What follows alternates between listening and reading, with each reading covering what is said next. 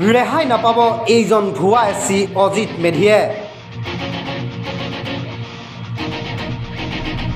শীঘ্ৰে CIDয়ে গ্ৰেপ্তাৰ কৰাৰ সম্ভাৱনা। অসমৰ সংবাদ শিৰোনাম দখল কৰা এইজন ভুৱা এছচি অসম চৰকাৰৰ লোক নিৰ্মাণ বিভাগৰ তেজপুৰৰ প শাখাৰ অধীক্ষক অভিযন্তা ৰূপে কৰ্মৰত অজিত মেধিৰ বিপদ ঘণ্টা অনিবাৰ্য। ইতিমধ্যে অজিত কুমাৰ মেধিৰ তদন্ত প্ৰক্ৰিয়া আৰম্ভ কৰিছে CIDয়ে।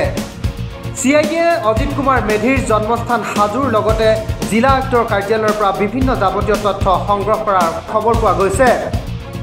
CIDৰ এই তদন্ত প্ৰক্ৰিয়া সফল কৰাত সকলো প্ৰকাৰে সহযোগ কৰিছে অনুসূচিত জাতি যুৱ ছাত্ৰ পৰিষদ অসমে। মুঠৰ ওপৰত চাকৰি জীৱনত ভুৱা অনুসূচিত জাতিৰ প্ৰমাণপত্ৰৰে 3বাৰকৈ পদোন্নতি লোৱা এইজন তথাকথিত ভুৱা এছচি বিষয়া অজিত মেধিক কোনো কাৰণতে ৰেহাই নিদিয়াৰ হুংকাৰ অনুসূচিত জাতি যুৱ ছাত্ৰ পৰিষদ অসমৰ নেতৃবৃন্দ।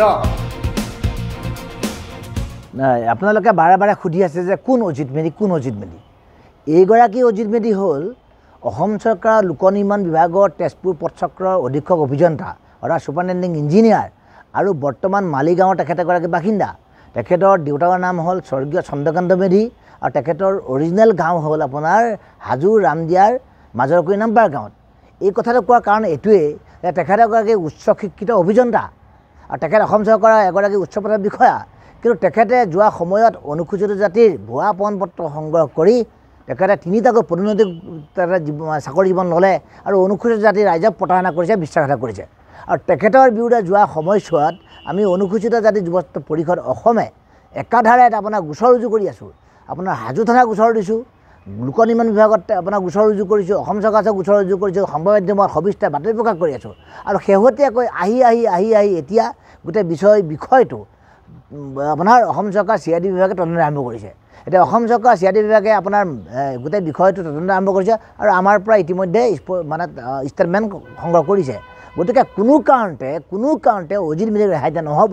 কাৰণ অজিত মেধিয়ে যি 2 নম্বৰ পন্থাৰে তেওঁলোকে চাকৰি কৰি আছে, ইয়াৰ ফলত অসমীয়া জাতি আৰু অনুসূচিত জাতিৰ ব্যাপক ক্ষতি হৈছে আৰু আমাক তেওঁলোকে বিশ্বাসঘাতকতা কৰিছে, প্ৰতাৰণা কৰিছে। গতিকে অজিত মেধিক কোনো কাৰণতে যাতে ৰেহাই দিব নোৱাৰে তাৰ বাবে আমি আজি CIDৰ ওচৰত পুনৰবাৰ আপোনাৰ আবেদন জনালোঁ আৰু CIDয়ে ইতিমধ্যে গোটেই বিষয়টো তদন্ত আৰম্ভ কৰিছে। আমি গম পাইছোঁ যে ইতিমধ্যে CIDৰ দক্ষ বিষয়া, সুদক্ষ পৰিদৰ্শক পৰ্যায়ৰ বিষয়াই গোটেই তদন্ত আৰম্ভ কৰিছে আৰু কামৰূপ জিলাৰ ৰামদিয়া, নামপাৰা বা আপোনাৰ জিলা উপায়ুক্ত কাৰ্যালয় বিভিন্ন ধৰণে যোগাযোগ কৰি অজিত মেধি সম্পৰ্কত বা তেখেতক শীঘ্ৰে যাতে গ্ৰেপ্তাৰ কৰিব পাৰে সেই সম্পৰ্কে উঠি পৰি লাগিছে।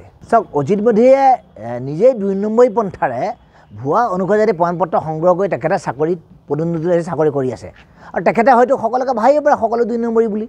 কিন্তু কথাটো হ'ল অজিত মেধিৰ বিৰুদ্ধে বৰ্তমান এই সময়লৈকে আমি অনুসূচিত জাতিৰ যুৱ ছাত্ৰ পৰিষদে আমি যুঁজ বাগৰ কৰি আছোঁ বা তেখেতক কোনো কাৰণে ৰেহাই যাতে দিব নোৱাৰে, তেখেতৰ ওপৰত কঠোৰ ব্যৱস্থা যাতে গ্ৰহণ কৰিব লাগে সেই বিষয়টোলৈ আমি যুঁজ বাগৰ কৰি আছোঁ, আমি লাগি আছোঁ, একাধাৰে নিৰৱচ্ছিন্নভাৱে লাগি আছোঁ। আৰু আহি থকা সময়ত অজিত মেধি যি পৰ্যায়লৈকে গ্ৰেপ্তাৰ নহ'ব সেই পৰ্যায়লৈকে অজিত মেধিৰ বিৰুদ্ধে আমি ক্ষান্ত নহওঁ।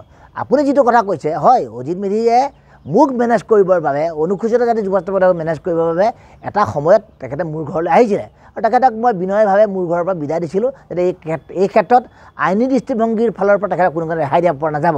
অৱশ্যে অনুসূচিত জাতিৰ কিছুমান ব্যক্তিয়ে অজিত মেধিৰ পৰা টকা পইচা গোপনে সংগ্ৰহ কৰি তেখেতক ৰেহাই দিম বুলি এনেকুৱা 2-এটা কাম কৰা বুলি কোনোবা অভিযোগ কৰি থাকে। সেইজন ব্যক্তি ৰুবুল লাজ নহয়, সেইটো সংগঠন অনুসূচিত যুৱ ছাত্ৰ পৰিষদ হ'বই নোৱাৰে। গতিকে অজিত মেধিয়ে কোনো কাৰণতে যাতে ৰেহাই দিব পৰা নাযায় তাৰ বাবেহে ব্যৱস্থা গ্ৰহণ কৰিছোঁ। অজিত মেধিয়ে জেলৰ ভাত খাব লাগিব এদিন, এই কথা স্পষ্ট। News desk report, first news Assam.